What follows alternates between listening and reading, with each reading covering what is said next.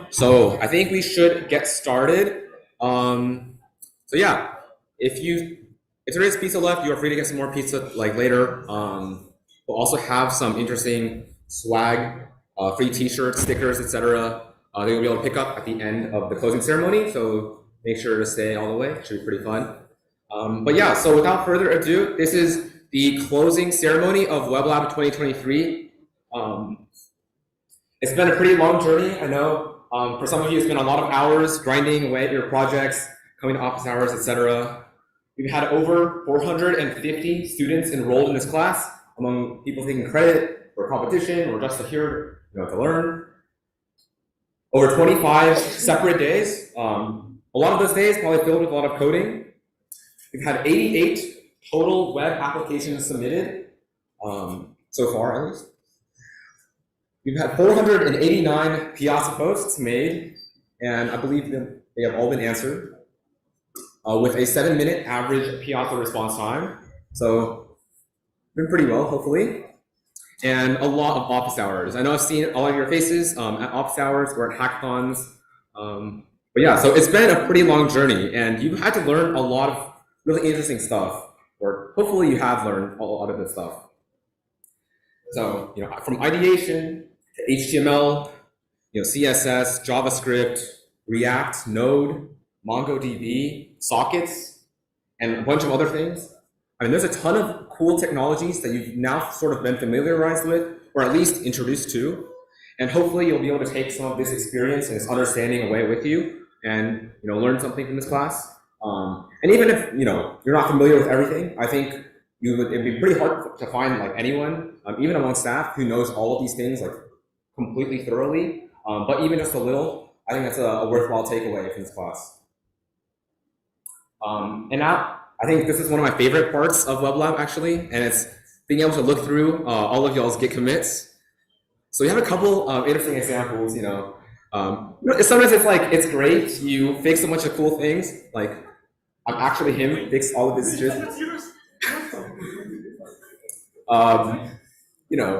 But yeah, it's good fun, problem solved, fix things, more successes, mobile drop down nav bar. God bless the guy from office hours. Wait, that's me. Keywords finally working. Doggo has friction. That's kind of crazy. UI is decent, I guess. I hope it's decent considering the theme is you and I. Sometimes Git commits don't work out so well. Sometimes the code gets frustrating. We have things like ... hoping tone is recognized, parts 1 through 4, the saga continues. Fixing. Anyway, we have just moments of confusion, maybe things where you don't understand what's going on. Merging conflicts, maybe you have some problems with GitHub. Yeah, a lot of I don't knows, I think. Probably over 100, I don't know exactly. There's another one. You have sadness, sometimes the code doesn't work out super well. GitHub merge issues are always a pain. Come on, bruh, is the classic. And there's some other things, I'm not really quite sure what some of these are, but I'm sure if you debug once, you can debug again, and maybe a couple more times after that. Fixed socket API, whatever. Yeah. Oh, here's some more, actually. I don't know if some of these are English or not. I can't quite tell. I think the deployment one, I feel that pain happens sometimes. Sometimes your deployments just don't quite work and you just gotta keep going over and over again. But, hopefully it works out in the end. Deleted WebLab code is a bit sad though. But yeah, so after all of this, you've made it, you've gone through like hours and hours of hard work and office hours, asking questions, learning content, and making your own projects. And now you're finally here. So this is the end of WebLab, and I want to give a couple thanks to some very important people. First of all is Ellen Reed from the MIT ECS department. She's been helping with facilitating a lot of logistical things. Lisa Bella, who's also from the MIT ECS department, who's also been very helpful. Arvin, who is our faculty sponsor actually. In fact, he teaches a class, I think it's 6104 now, which is sort of related to web development. So if you are interested in doing more things related to this, you can consider taking that class. And just in general, the rest of the Core 6 department and the ECS department for making this possible. But yeah, so huge round of applause for all the people there. So just gonna.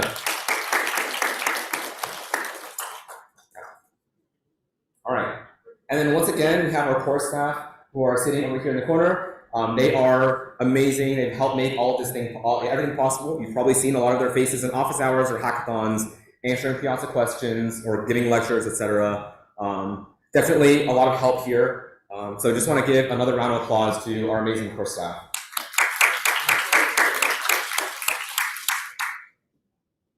All right. We also want to thank our sponsors for this year, Moby and Vividly. They gave the contributions needed to make web.lab possible, to feed you the food that you're eating right now, in fact.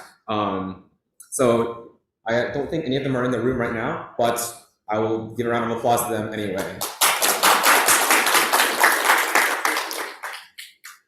All right. Now this is the interesting part. I think a lot of you are potentially coming here to see what the prizes are.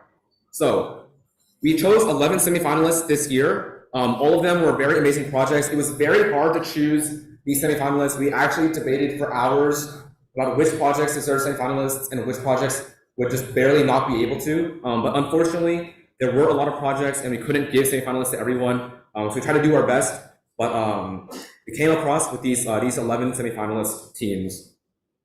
So for this section, hopefully if the semifinalist teams are here, I would ask that you come up and present just a little bit, either a demo or like a quick presentation. Let's try to keep it to like around 5 minutes or so, just to give like a quick sort of, or at least show like what the other people in this room, what you've been up to, and to see kind of show off your project a little bit.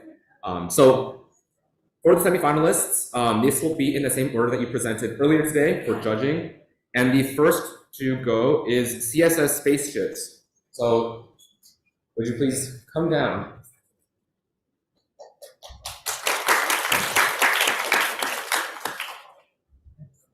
Yeah, you can.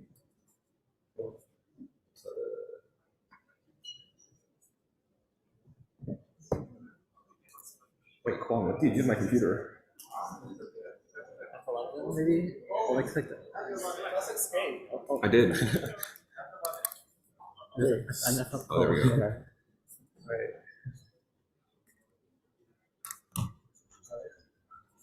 Hi everyone.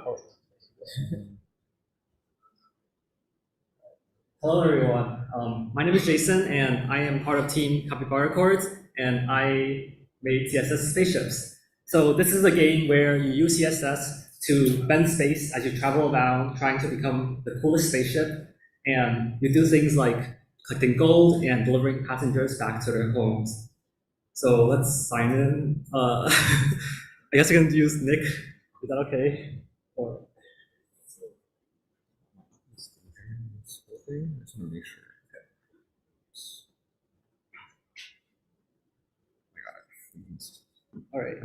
All right. So let me just zoom out. All right. So this is the menu, and this is where you can join a game, create a game, have a tutorial for you, statistics, or just log out. And so let's just create a game. And so this is the game room where you get to see yourself. Oh, and okay, I guess it's enjoying. And now you can also like select your spaceships to like customize yourself as well as your color. And you can also select like change the settings, but we'll just leave them at the default. So let's start the game. All right, so this is the interface, and the way that this game works is that you want to collect some gold and pick up the passengers and bring them back to their homes. And so you can do this by doing certain actions. So for example, for traveling, I can go to this planet, for example, and travel there. And each turn you get 2 moves. So I want to go to this passenger and just travel to them. I guess it's Vincent's turn. So while we're waiting, yeah, you move to the left and now you moved up. All right. So now I can like talk about the other features. So when I went over this passenger, I get this pickup tab. So now I can like see information about them. Their name is Yippo, and their home is on Earth. And so let me just pick them up, and now I need to bring them back to Earth. But where is Earth? I can use this scanner to find out the HTML of the universe and find out which planet is Earth. Okay, so that's Earth right there. And now I can try to go to Earth just by traveling, or I can also use CSS. So the way that this works is that you can change the CSS of the universe. So maybe that's like the display flex of the universe, or you can add a selector to select certain elements. So first, I'll just demonstrate this. So if you change the flex direction, it'll go from row to something like column, and now all of the tiles are now in a column format. You can also change them to like column reverse. But let's go back to row. Since I want Earth, maybe I don't know. I can do a selector, and I can try to select the Earth, or at least planets. So I can do select the is the E key now? Okay, select the planets, and now you can see that all the planets are highlighted because they have the planet tag. So if I press enter, I can add a CSS property. And so the only property that makes sense in this universe is order. And if you set it to like 1, it pushes all the planets to the back of the universe. If you set it to -1, it pushes all to the front. So let me just enter that and confirm. So now the Earth is like 1 move away.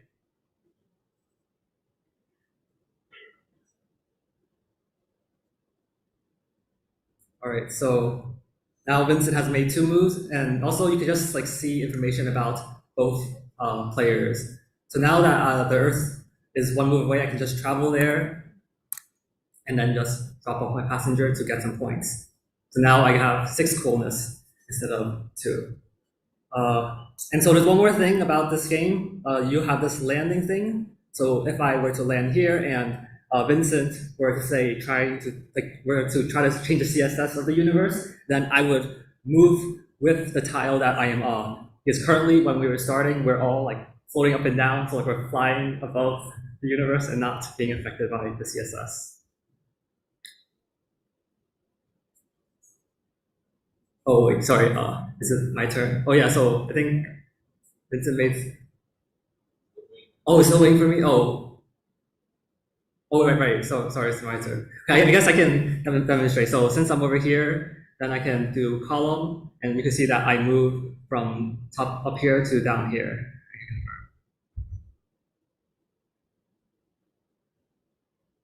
Yeah, I think that's basically it.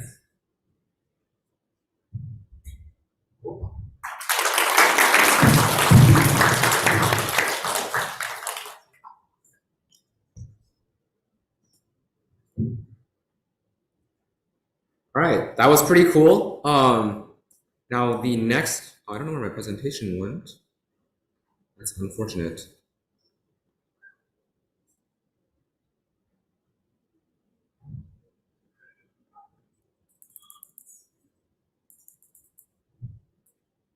The next semifinalist that we have today is Tail Tree. So if the team that created Tail Tree could come up and give a quick presentation, that'd be amazing.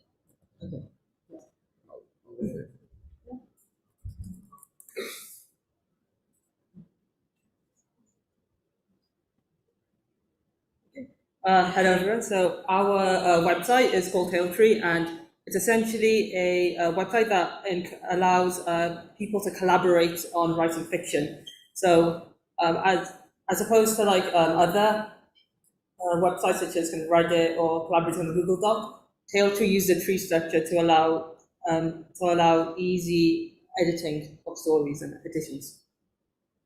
Yeah, the idea here is to lower the activation energy needed to have some kind of creative output.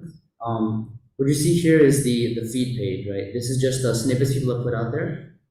So you have, say for example, if you go to like the third page, all these people putting their ideas out here. So first, you have a most popular page, and then a for you, which is dependent on who you're following. The most popular page, whoever's on the top of the most popular page is whoever has the most likes on the website. Yeah. So what's interesting about this though is this little button, the view full tree. So you go to this, you notice it expands out into this large menu. Essentially what this is starting from a root snippet or some like basic idea. Other people can go along and add things to it to create a larger story map, right? So you have access to all these different versions of a story at one glance. It's got cool things like here, we're at the bottom of this, bottom of this snippet tree. So one thing you can do is,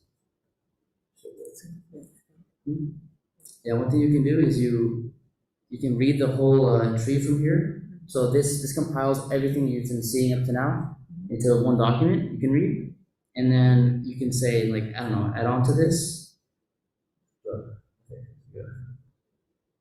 Say I wanted to, write hello here.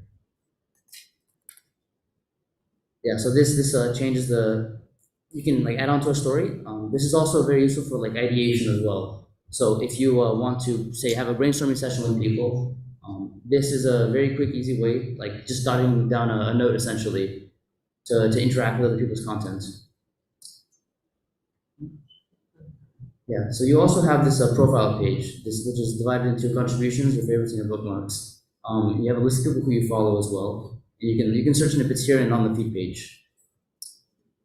Finally, we have the settings here, which you can modify as to your liking. You can prevent other people from look at the followed accounts, among other things. But yeah, so the essential energy here is that we want to just make it a lot easier for people to work together on a project, whether it be in particular like writing a story or any other idea. Yeah. All right, that's it.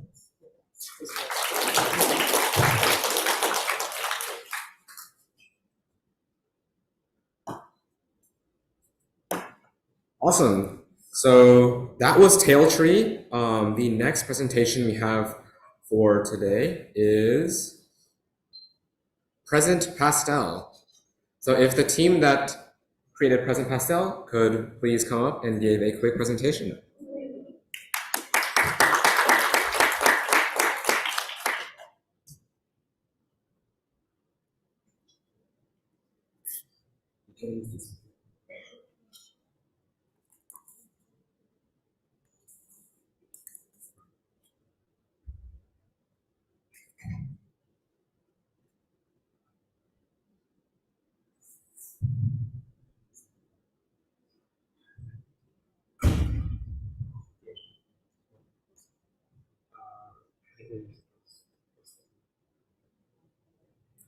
Hello, so Present Pastel is a journaling app where basically you can write entries and we'll turn your entries into colors based off the emotions that are in that entry.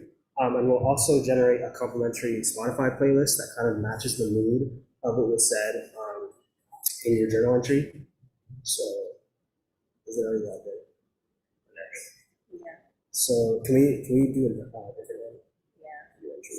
First. Okay. Maybe a different one.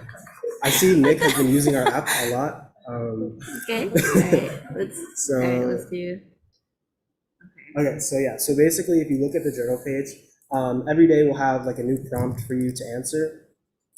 There's also optional space to enter like a daily quote, and also notes for the day. So Autumn's going to enter in keywords.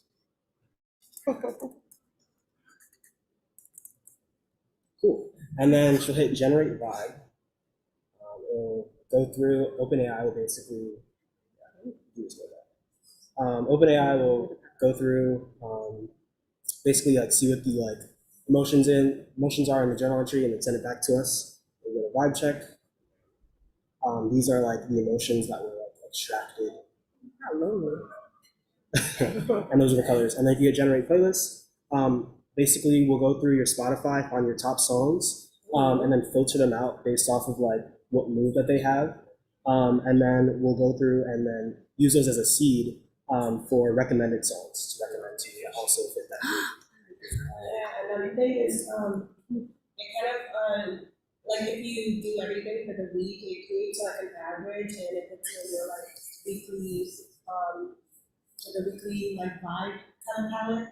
And it also kind of takes directly from your Spotify liked song. So if you have a popular artist and like you're feeling that they matches the vibe, they would recommend songs like based on that. Like for example, like you like I don't know Lil Uzi Vert and you listen to it like all the time, and your feeling matches the vibe. They'll recommend other songs that you might have listened to or not. And yeah, so it kind of personalizes according to your Spotify. Yeah, you can also like listen to Spotify music from my website. It's like the audio. Oh, the audio though. You have good music taste. No, you do. Whoever's laptop this is. And then we also have what we call the palette page, which is, we call it kind of like your emotional calendar. So you can kind of go through. Brown is like, if you haven't done an entry yet, it's kind of like the default color. But then also we have the song page, and that's going to be filled up with like all the album covers from like your playlists throughout each month. Thank you.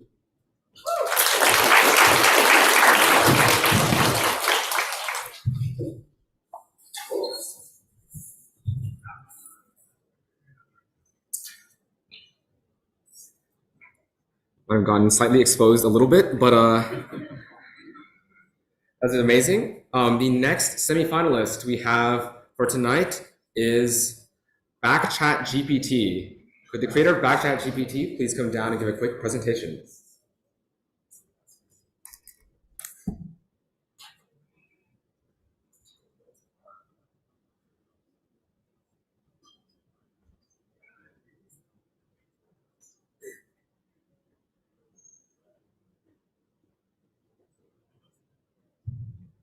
Thank you. Okay, so my name is Patrick, and I've created Backchat GPT. The idea of this is it's basically a game where you're given the output of a GPT prompt, and you have to guess what the prompt was. So we can just go ahead and either click this new game button, or we can open up the terminal and do run new game. And then it'll go ahead and contact GPT, and it'll start up a new game. Takes a moment.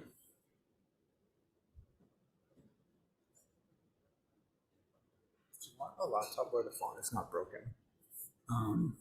Where is this up? It's fine.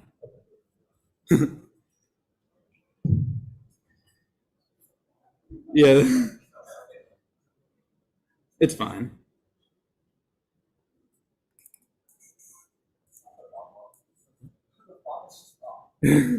Yeah, it's okay. His computer broke the font. It's okay. Anyways, we can see that the output says, I'm a pharmacologist. Well, I'm not going to pronounce that. Anyways, you can see here, it looks like it's a conversation between two people. And so that's probably going to be a good thing to try and guess here. So I'm going to open up the terminal and start guessing that. So I'm actually just going to start with the two people that are having the conversation. So guess this.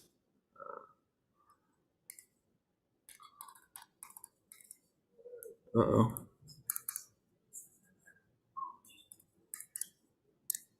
And you can see that was a correct guess, and it's now started to fill in that prompt as we start to decode that. So let's continue guessing. I promise it's not my typing. His keyboard is broken. Let's be clear.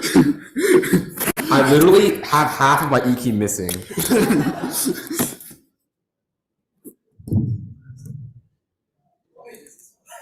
No, it's okay. So I've played this a few times, so I can sort of guess that this is going to say that the prompt is the following is a conversation.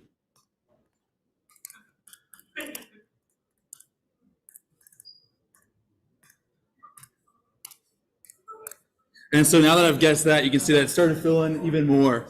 But one of the things is you might get stuck a little bit, and so you might want to come over to the prompt wiki and start to learn more about these prompts. And so, oh my God, what is happening?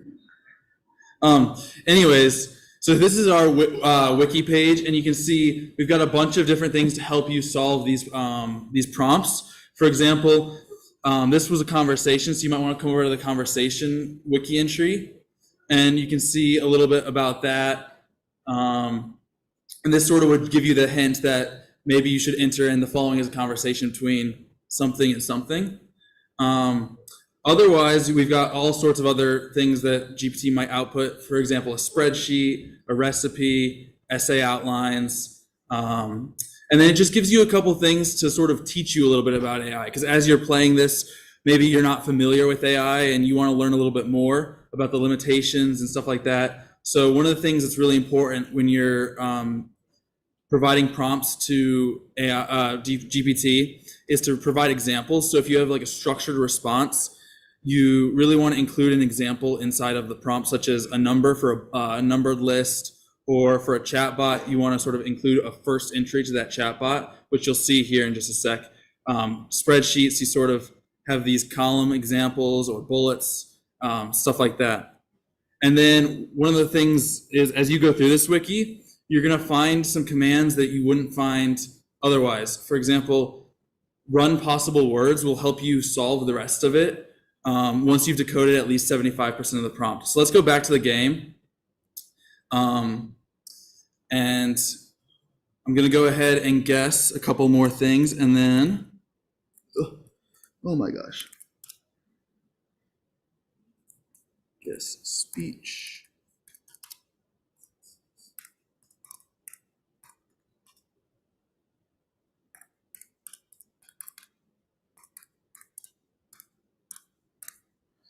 And so now I've just about filled this out. I may or may not be at the 75% mark, but I'm gonna go ahead and try and run possible words, which is that command that we just found in the wiki.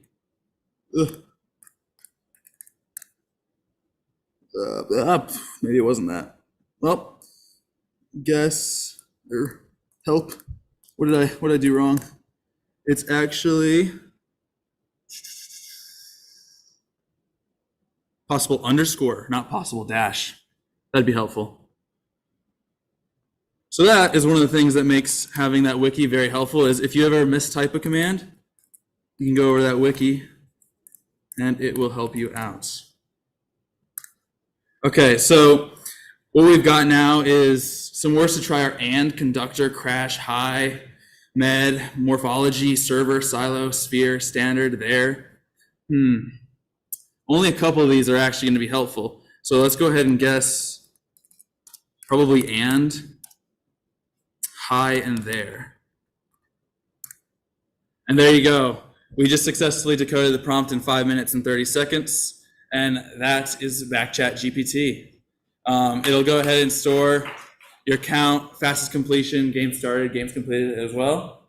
And that's all. Thank you.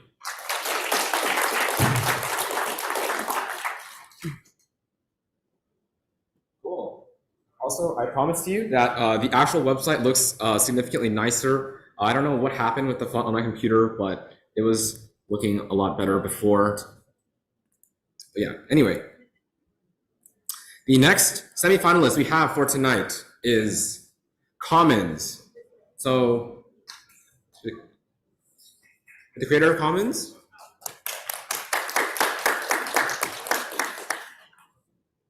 So you can use it.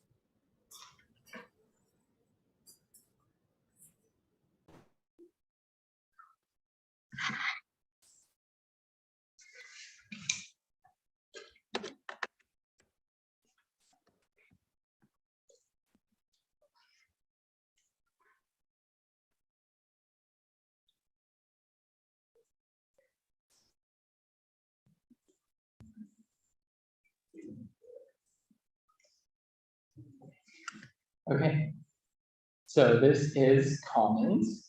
Commons is a real-time collaborative canvas for blocking out 3D experiences. So it's somewhere in the mix between level design for video games or layout for animation, and combining that with like the collaborative features you find in Figma or Google Docs. And so just a quick overview. These are just some things. At the beginning of any design for 3D, it's really important to kind of nail down the proportions and the cameras, because 3D scenes are really hard to visualize. And if you're working with a team, you want to make sure everyone's on the same page and you can give constructive feedback to other people and make sure everything fits together. And so Commons gives you the chance to give quick, rough blockouts of your ideas and then share them with others. So this is like a 1-minute design of kind of the start of maybe a city landscape, and then given 10 more minutes, just blocking in general shapes and giving a kind of better composition to go off of there. And it has real-time support for collaboration. So this is a screen capture of 5 different people working on a theoretical kind of obstacle course level, or like a Mario Kart type thing going on there. And so you can see the other people's cameras as they move around and what they're looking at, and also manipulate the objects and share it that way. And then some other stuff is you can make custom cameras to be able to kind of keep track of how things evolve over time, if you're concerned about composition and overall shape. And then once you're done, you can take that and then export it as a GLTF file or as just like a custom JSON scene description.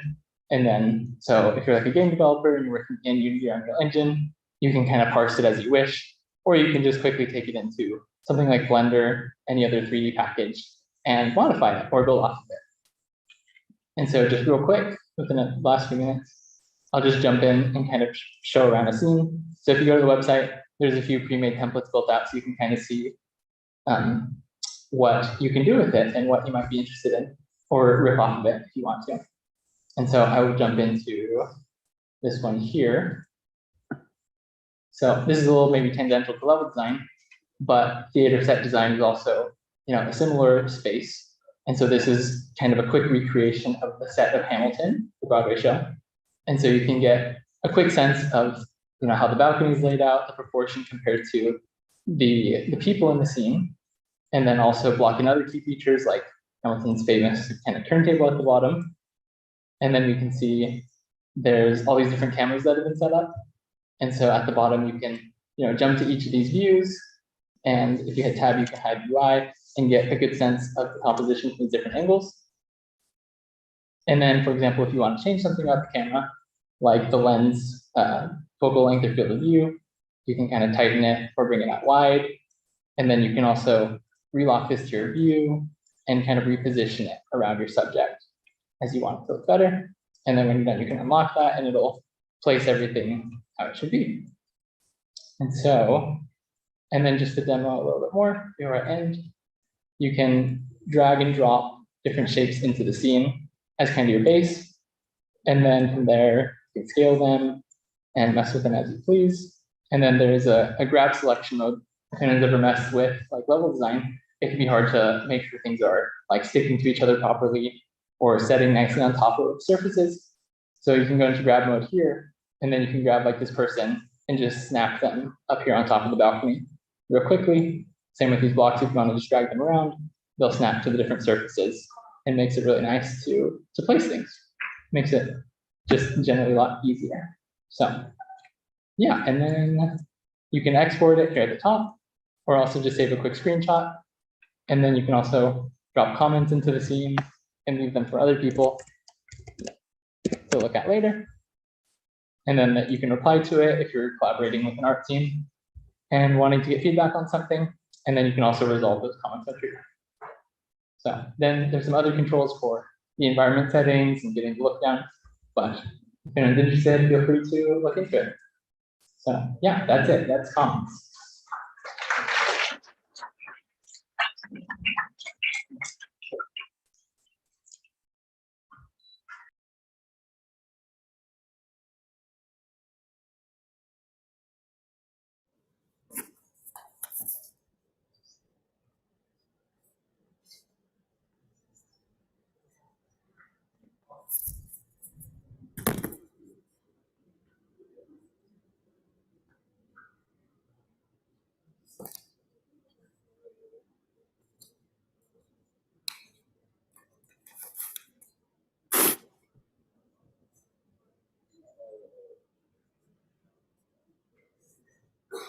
All right, so that was pretty cool. The next semifinalist we have for tonight is Ruins.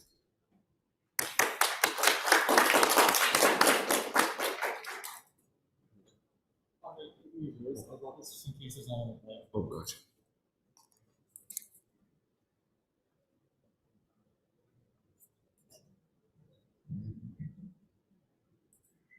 All right, so who here identifies as a gamer?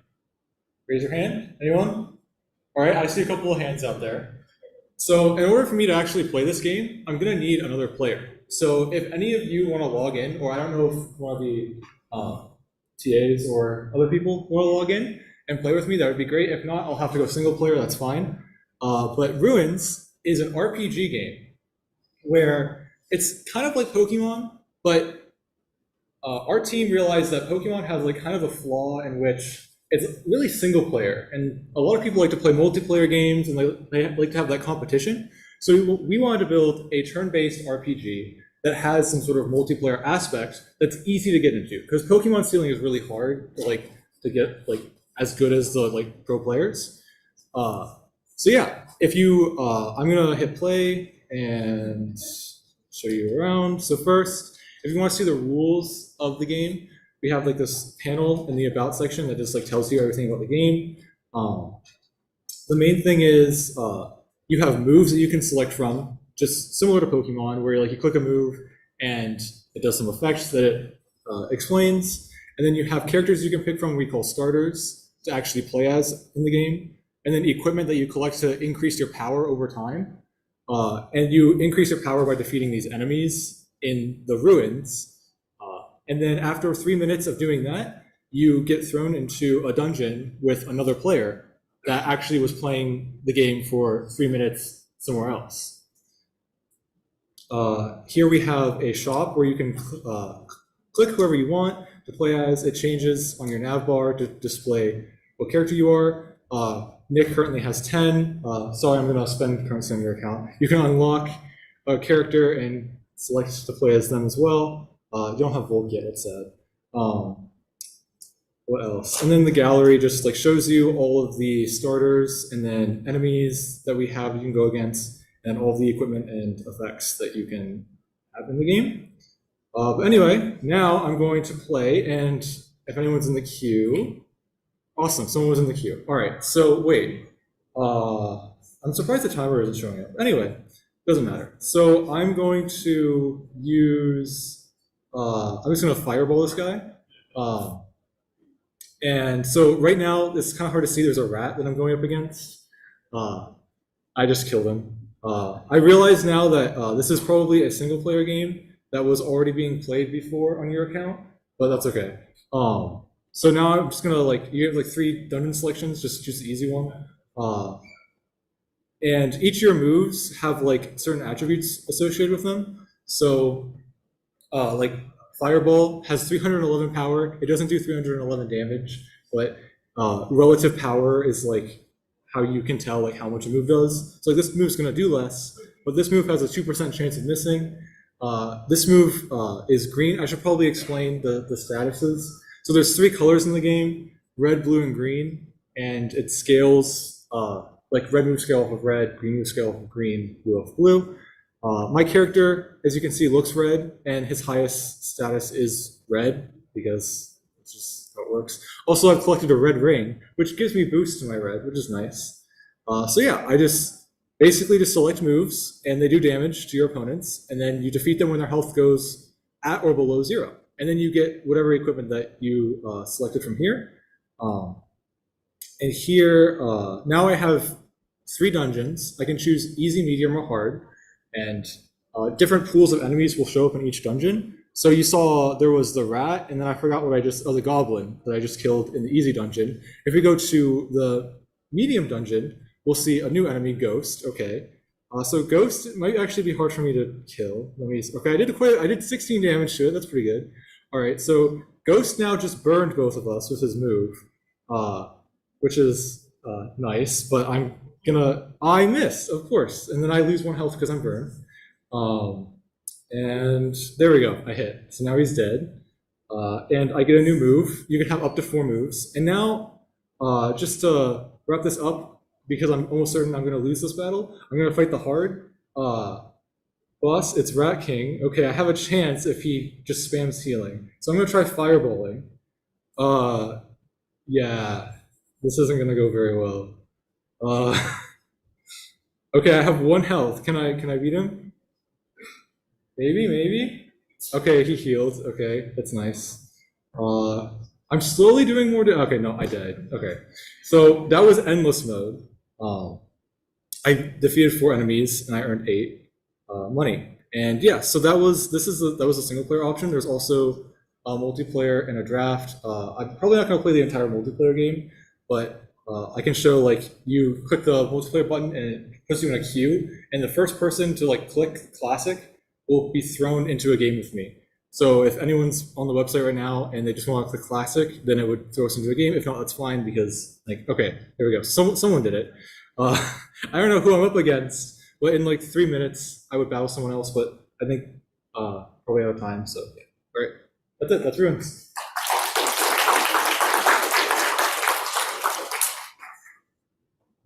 Cool.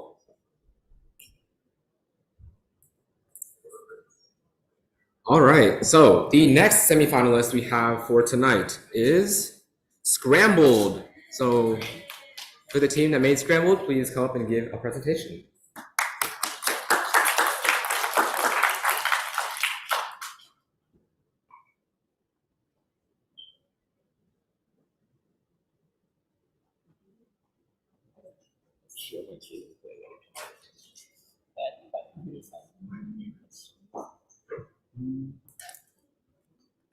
As long as the W is. Oh, yeah. Wait, they do. Only the E key is broken. Okay.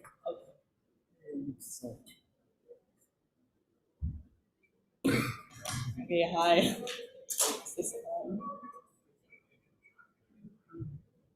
Oh. We have a game for y'all today. It's called Scrambled, and it's about moving eggs. So. Yeah.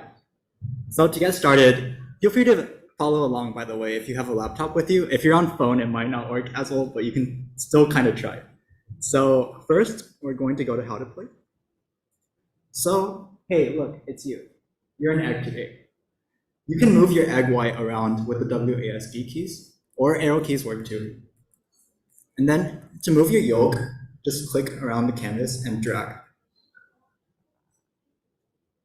And then furthermore, the purpose of the game is to stay as big as possible. You don't want to lose all your white because then you die.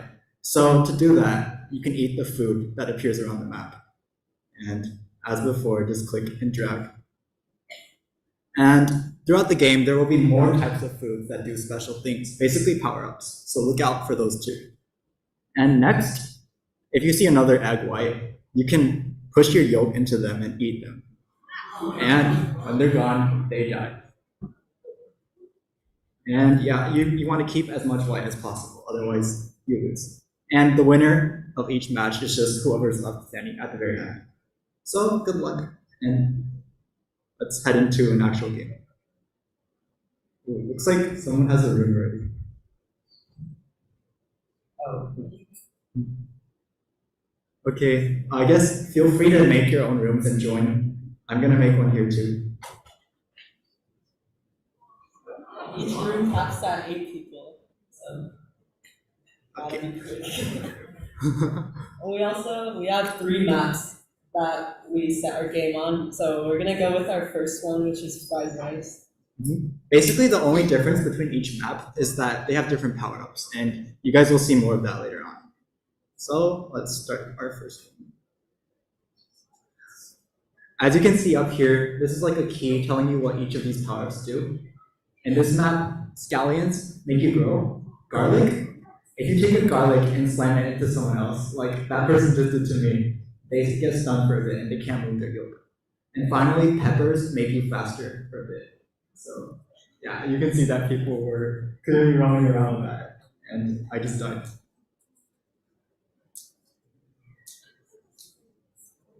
Each map has its own set of power-ups that you can use for defense and offense.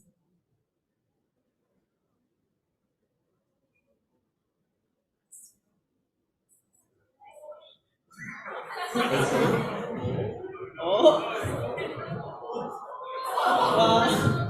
Who was it? No one's gonna claim the winner. Oh, okay. So if you go back to home, you might notice that we have a costumes tab. So these costumes, they unlock after having different achievements. For example, this one here, you might have unlocked after playing your first game. And we have various other ones. And there's an exclusive web.lab costume that you can get by eating 5 seaweed. And we'll see seaweed in our next map that will demonstrate. Okay. Great room.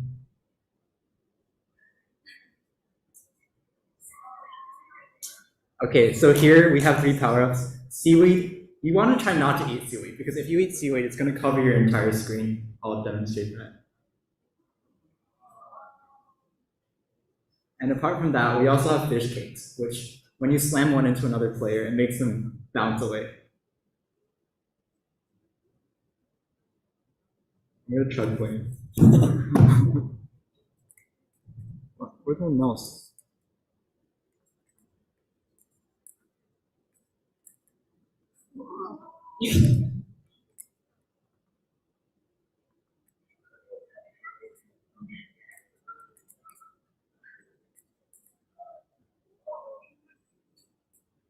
Oops.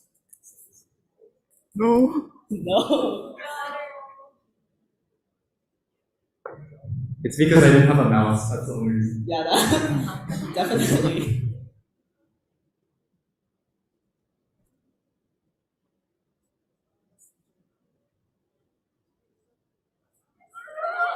Oh.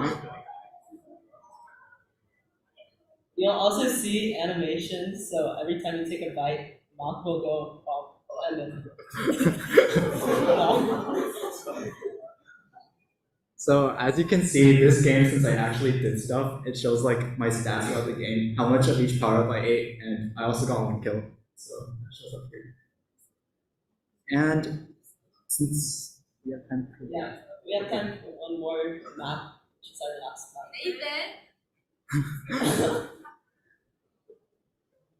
Okay.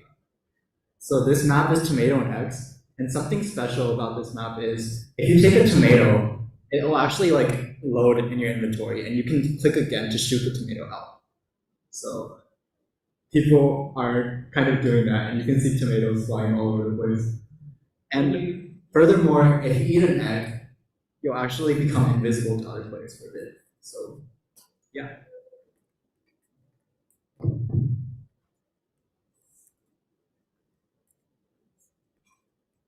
Whoa. Okay, we'll just watch. Like intense background. Yeah.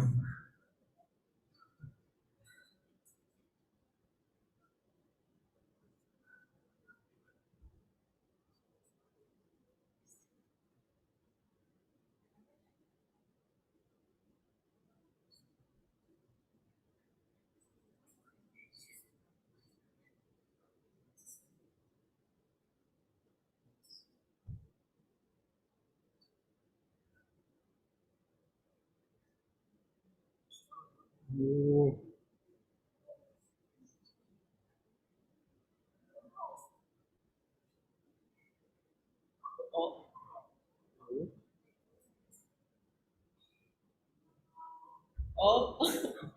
Let's go. Alright. Okay, Okay. and that's all for our game. Back to the Wait, I'll leave it off at one last thing. If anyone knows Morse code. what?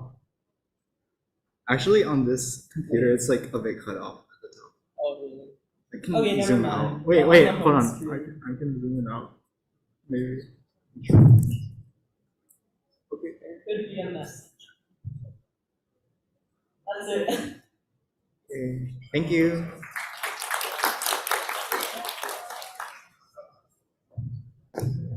Awesome. All right, that was pretty fun. The next semifinalist we have for tonight is Labyrinth. So can the creator of Labyrinth please come up?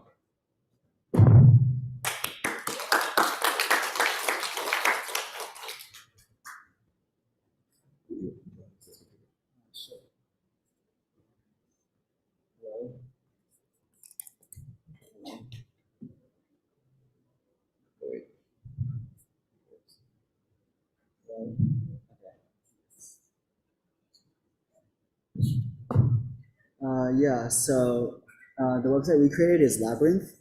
And I guess like the quick 5-minute pitch I can give for it is that it is a top-down action exploration game where it's sort of similar in style to games like The Binding of Isaac or Into the Gungeon, if you've played those. But it is, what we try to make with it is we try to make it like a multiplayer experience. And so I can go ahead and, for example, create a lobby. And then if someone wants to join, they can, but preferably not too many people. Okay, great. And so if I hit new game, now you can see that we're all loaded in. And I think I'm the red person. And the point of the game is you want to go around and you want to explore these rooms. So there's like 2 doors right now. There's one up top and there's one to the right. You can just choose any door. I guess we went through the top one. I'm just going to commentate right now while the other players shoot, but or let Sam's going to play for me. But essentially, you get control of a character with a random weapon, and you sort of walk through these rooms and you try to clear all the enemies in them. And different types of enemies will have different behaviors. So for example, the green enemy will charge at you. Some enemies will move around randomly, some enemies will shoot projectiles at you. As you move further into the dungeon, the enemies will get more difficult and their behavior will get more complex. Also scattered throughout the dungeon, apart from the random enemy encounters, are going to be boss fights. There are 3 in total right now. And I don't know, we might be approaching one soon. It's up and to the right.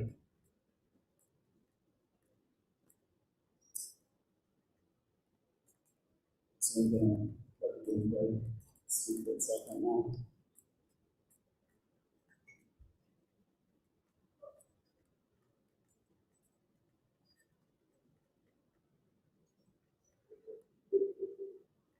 And yeah, so it looks like the players have reached the first boss.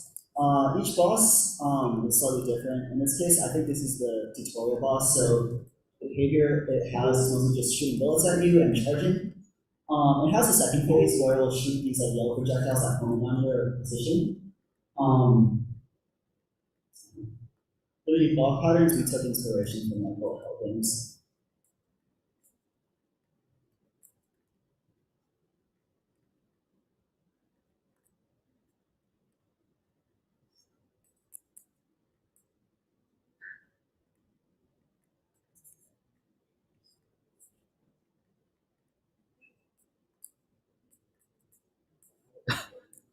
Good job.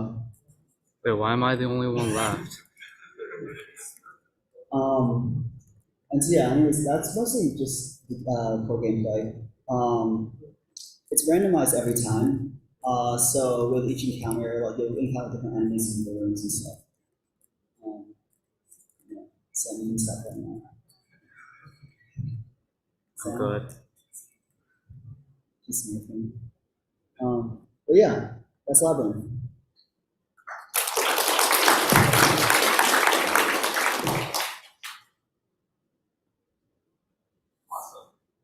That was a pretty fun game. I think when staff were testing the site, we struggled a lot more than they did, but it is a lot of fun. So the next semifinalist we have for tonight is Word Bash. So could Word Bash or the team that made Word Bash please come up?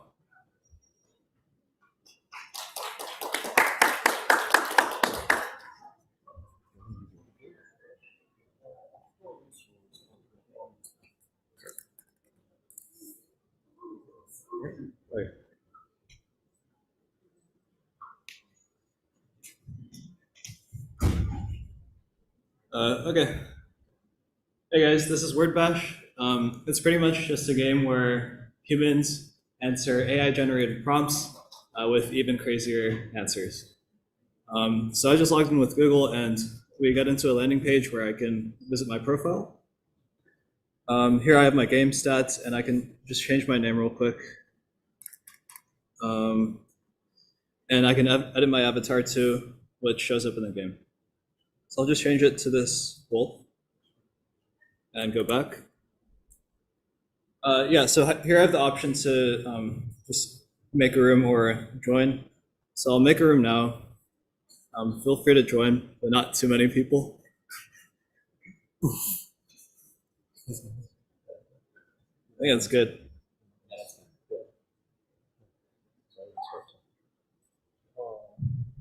Yeah, so on the right side we have a chat. A key aspect of this game is that you can really play with friends wherever you are. Like if you played a lot of party games, first of all, they're costly, and second of all, you have to be like in the same room a lot of the time to play. So this is just a fun game that you can play even without like having to join a call or anything. You can just play using the chat to communicate. And in the upper right corner are the temperature setting. For those of you who are familiar with large language models such as GPT, one of the things you can do is tweak the amount of randomness that the language model will input into the responses. So if you set it all the way to the top, it's going to generate like very hectic and bizarre responses for you to answer. Whereas if you set it to the bottom, they're going to be like more normal code game questions. So we're going to set it somewhere in the middle. And we'll set the number of prompts to 2 so that this can go a bit faster. Okay, I'll just start game now. So for each prompt, you have 20 seconds to answer with a really funny response that you can come up with.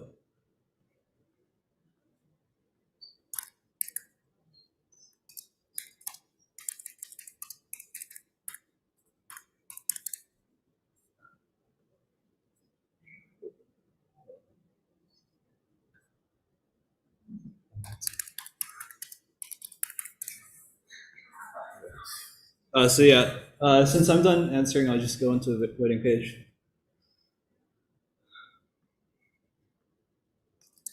Okay, and now we can vote.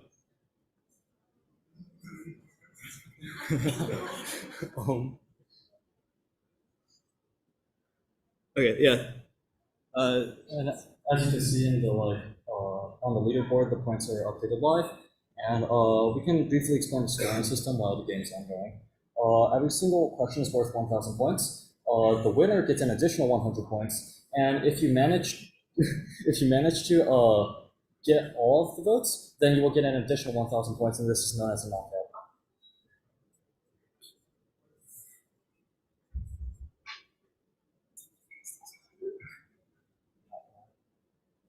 Yeah, so since we do have a lot of players, I think we might just cut it short a bit.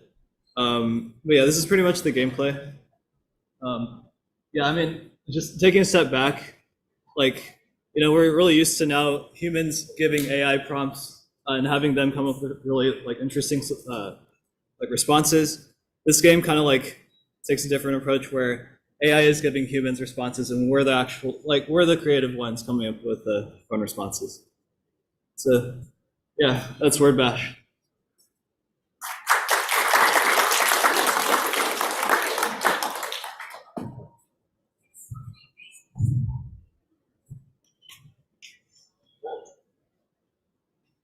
Bash was a very fun game. Staff had a lot of fun just messing around during judging with Word Bash. With that being said, the next semifinalist we have for tonight is Mazed.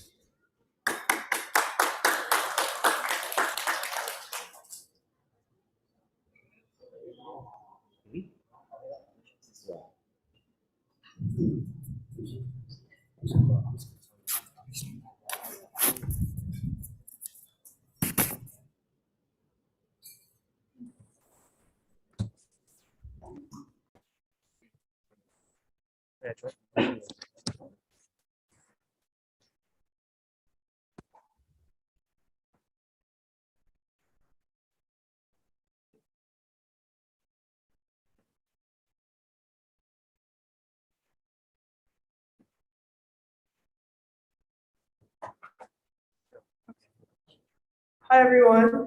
Our website is Maze Ed, which is an education learning platform that makes everyday learning more fun through a tag-style maze game.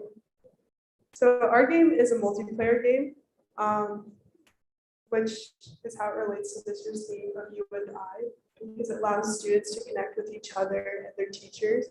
And it allows even the more quieter students in the class to take on an active and engaged approach to learning. The way the game works is first a student will log in and create a custom flashcard set for the game. And then students will answer the questions correctly in order to earn tokens, which will allow them to unlock barriers, upgrade their speed in tagging, and ultimately try to escape the maze first.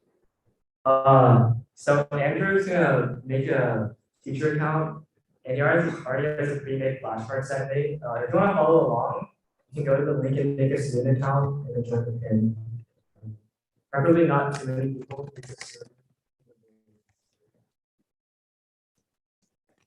Let's make a set.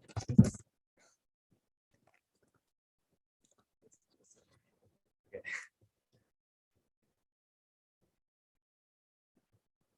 Oh yeah, we have 3 game modes. This one will just be like individual.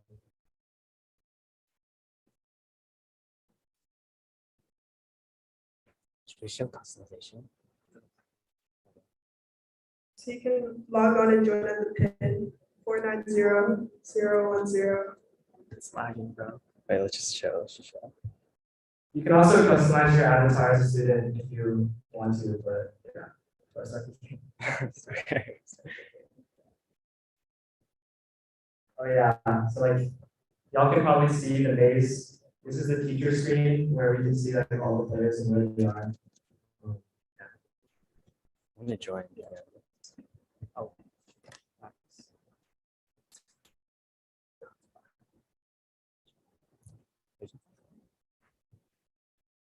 Yeah, so you can answer questions in the bottom left to get tokens and spend them on upgrades or unlocking borders. There's lag, that's probably because there's people.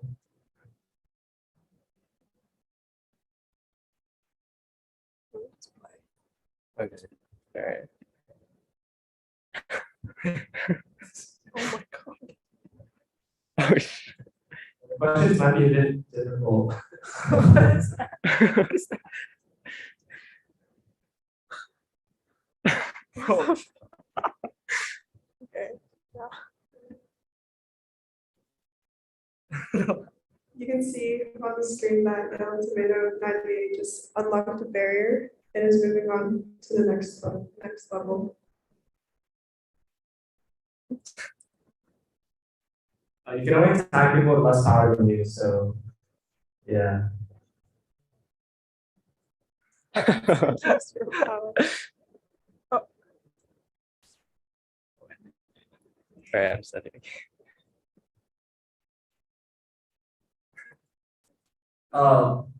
If you were in the game, you can see your stats app in the game. You can also see the overall rankings. Yeah, that's our website. Thank you.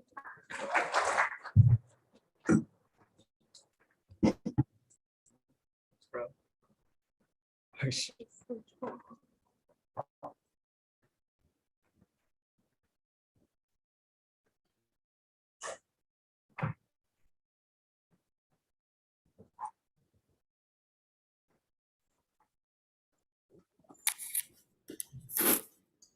how do I leave the meeting?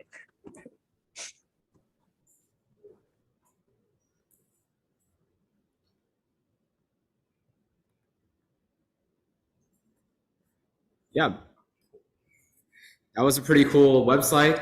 We had a lot of fun just playing around with it, and I can vouch that the educational aspect does work. I think I have conditioned myself into learning the answers of some of Felina's flashcard questions. With that being said, the next semifinalist and the final semifinalist we have for tonight is InstaSpam. So will the creators of InstaSpam please come down?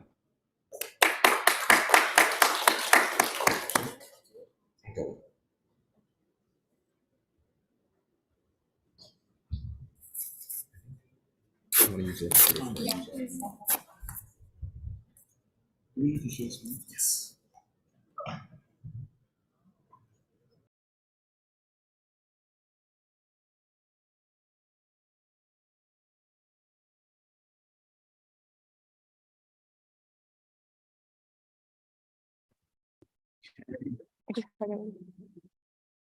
Right. Are you sharing your desktop? Oh. And then desktop. Yeah, share the open so you can open all of it. Yeah. Oh, I didn't press it. And then yeah. Okay.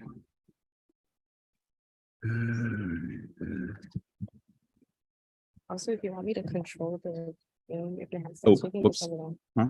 If you want me to control, if your hand starts shaking, just let me know. Oh. Are you sure? Yeah. Hey everyone. We're Team Cash. My name's Namdi. I'm Victory, and the name of our app is Instagram. So InstaSpam is basically designed to solve the problem of when you send a lot of dorm spam emails, but I can't read them. Yeah, so basically it's like for context, it's like a dorm spam scraper that allows you to browse dorm spams way quicker and much easier. Like the biggest caveat is that the dorm spam emails have to be coming into your inbox, so it gets like unread dorm spam emails from your inbox and then allows you to like browse through them and then take actions on them from the app, and then those actions are reflected in Outlook. So we'll start with the walkthrough. Basically, the first thing is continue with MIT Outlook. I think the biggest like part of this is we did not use like Google Sign-In, we used Microsoft, which was slightly more difficult to get done, but we were able to. And then if you continue, also it only works with MIT email addresses. So if we signed in with Gmail, it wouldn't work. And then we go to his MIT email. This is what the UI looks like. So these are basically just like unread dorm spam emails. So we extract those and then we summarize them, making them easier to browse through. You can see things like the email title, the date, which we use like an online open source parser to get.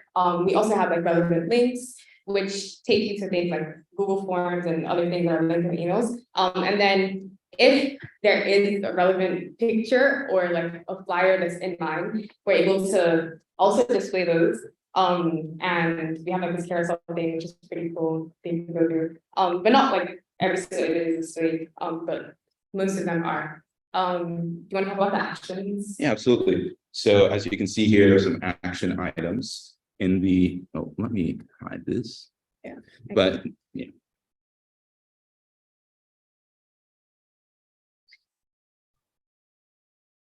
Yeah, some action items. Whenever you see an email, there are a few action items. You can see that there's a read email action item, a flag action item, and an Outlook action item. So if we can just start from the bottom. So if you click the Outlook action item, it'll open the email in your actual Outlook account. So you can see the full email content. If you want to read further, follow up, maybe see a little bit more than just beyond the summary. And then these next two features, flagging and reading an email, you can actually look at in your Outlook inbox. So we can just go ahead to Outlook and check that out. So let's target this email here that's talking about the Pico meal plan.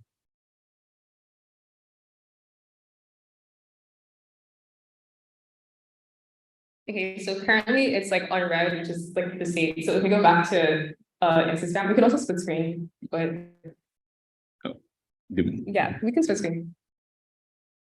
Yeah, I think just drag it into a new thing and then like, oops.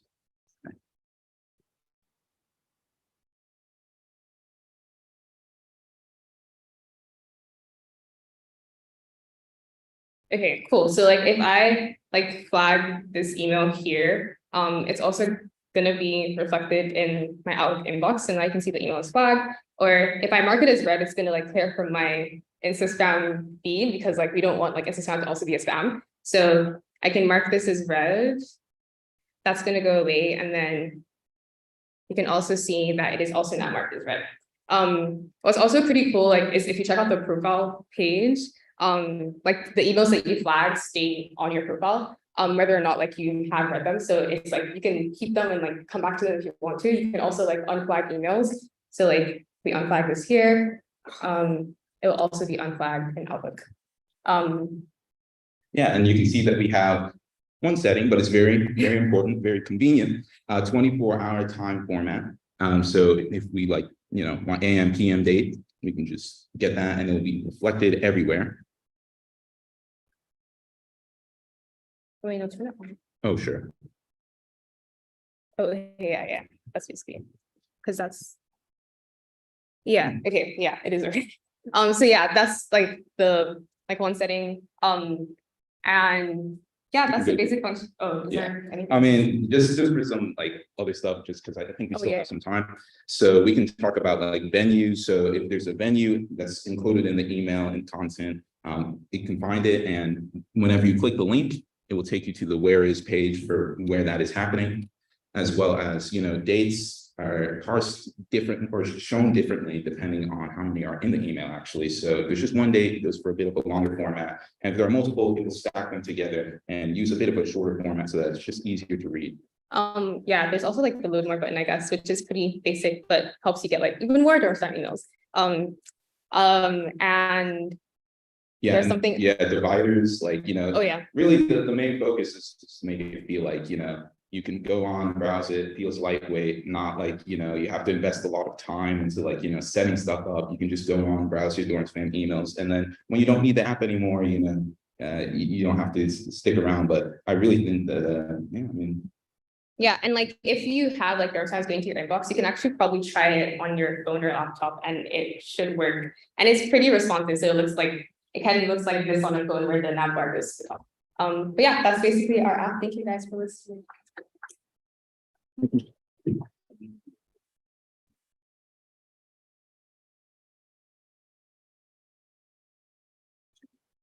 Awesome.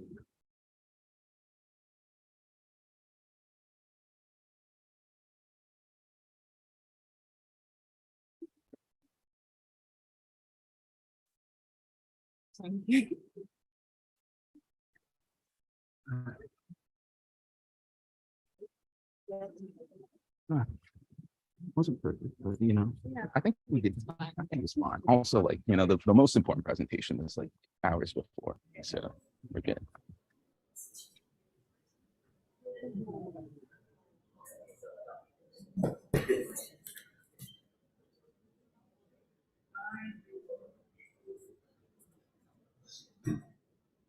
All right.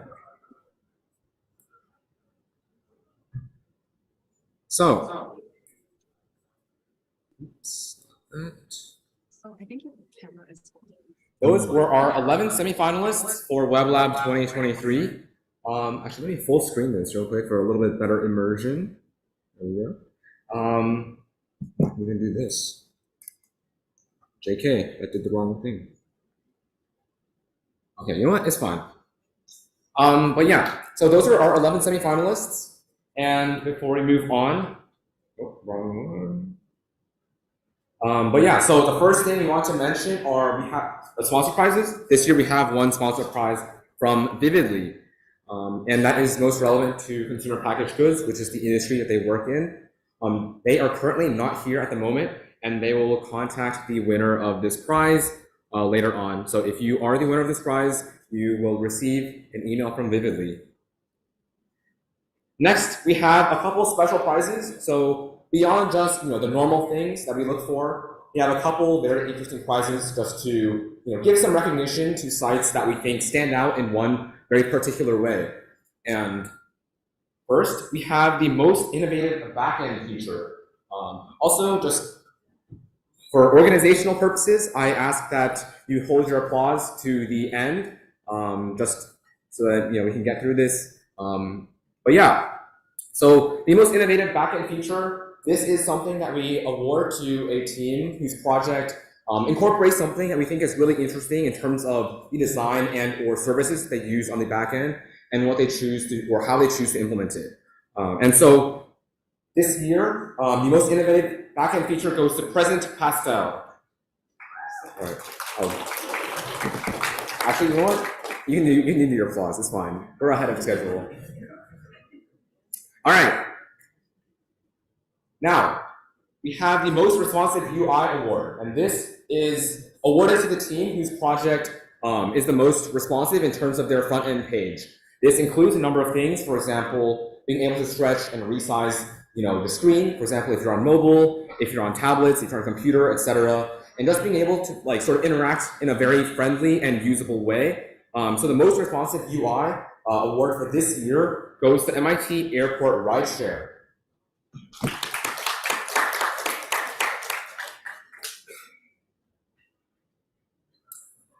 The next award that we have is the Most Unique Concept. So this is awarded to a team whose project we think has a very creative idea, something that we've just never really seen before, or something that kind of brings a problem in a new light or tries to solve something in a very creative way. And this year's Most Unique Concept Award goes to Tailtree.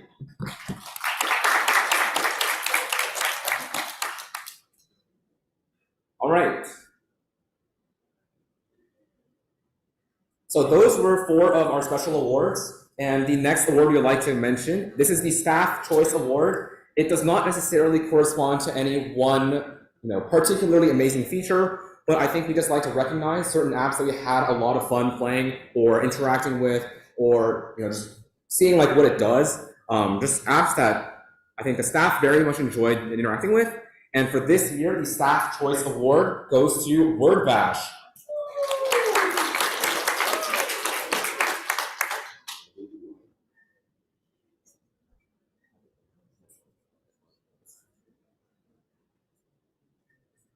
All right.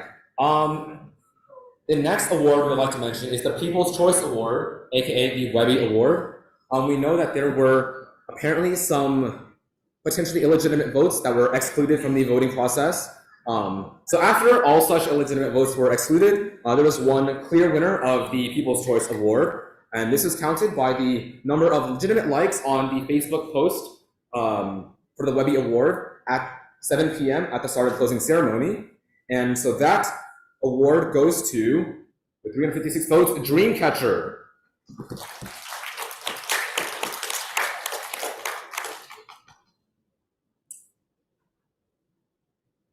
All right. So now getting into the main awards we have for tonight. First of all, we have honorable mentions. So the honorable mentions for this year go to Backchat GPT and Mazed.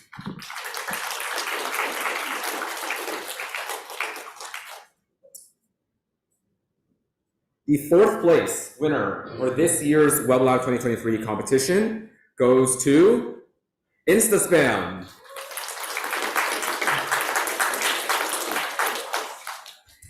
The 3rd place winner of this year's WebLab competition goes to Scramble.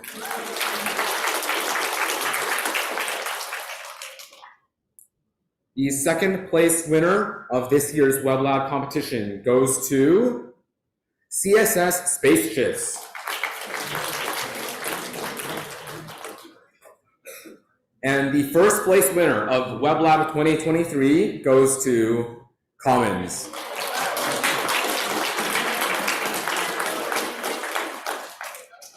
It was very tough to decide, all of these awards.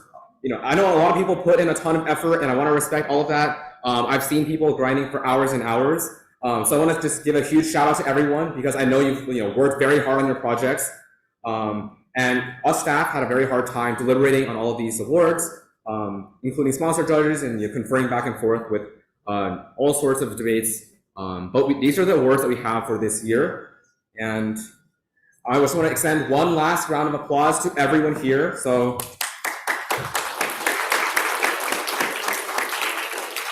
thank you for being a part of WebLab 2023, and we have a few closing remarks before you leave. The first is we have an ending video. I actually don't know what's in this, so we'll find out. Oh, I need to unmute. Is the sound on? The sound is important.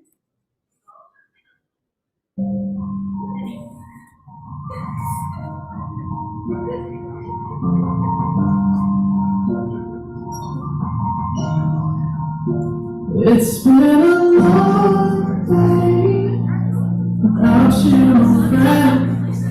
And I'll tell you all about it when I see you again. We've come a long way from where we began. Oh, I'll tell you all about it when I see you again. When I see you again.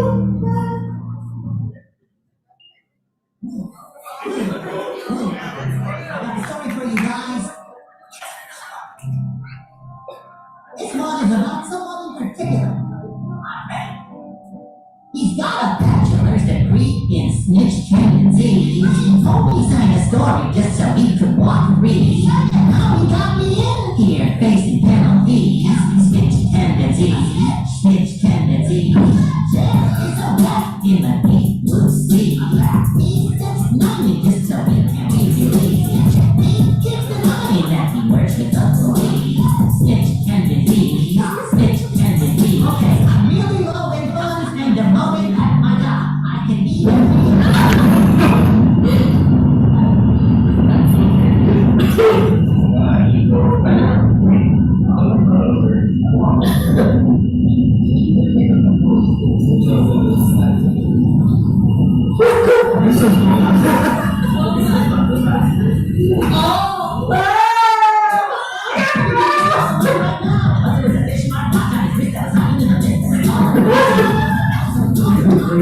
It's the mental crisis. It's the mental crisis. Oh my god! The staff are against each other. And it's no longer you and I, but instead a you versus I. What did you do?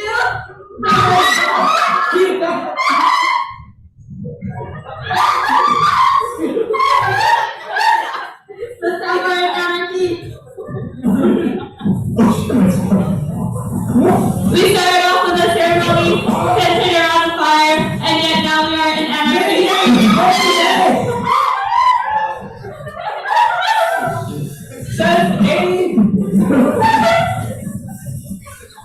Since when did our cult turn out like this? You and I were never meant to. You and I were doomed from the beginning.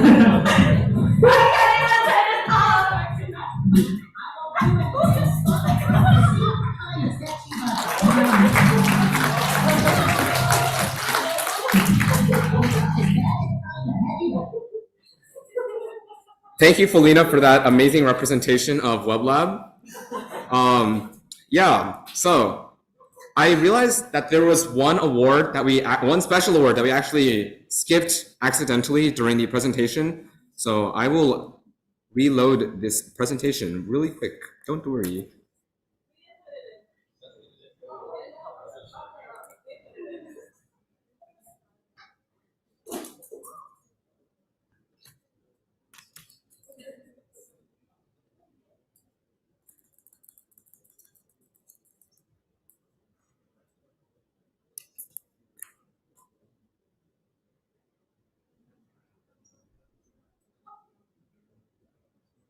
Yes, the most most innovative UI feature award is a special award that we grant to the team with some front-end feature that the users can interact with and see that we think is particularly creative and innovative in some way. Something that kind of breaks the boundaries of what normal interaction with computers looks like, something that kind of changes what normal websites commonly do. And this year, the most innovative UI feature award goes to Backchat GPT. So, round of applause. Yeah, so all of these awards, if you want an award today, you'll be contacted afterward for some information. But yeah, so there's a couple final remarks that I want to give. One thing is that we have a bunch of swag over here, web.lab t-shirts, as well as some cool holographic stickers and whatnot. So they are completely free. You can come and take them. Don't feel bad if you didn't, show up to any of the lectures and only came for today. We have plenty to give. And also, if you are interested in being on web.lab staff next year, helping run this and make this all possible, there is a form at weblab.is/recruitment. And you can also find out what roles there are available at weblab.is/roles. So I highly encourage you, if you enjoyed your time here, to fill out the form at weblab.is/recruitment. And with that being said, that was WebLab 2023, and see you all next year.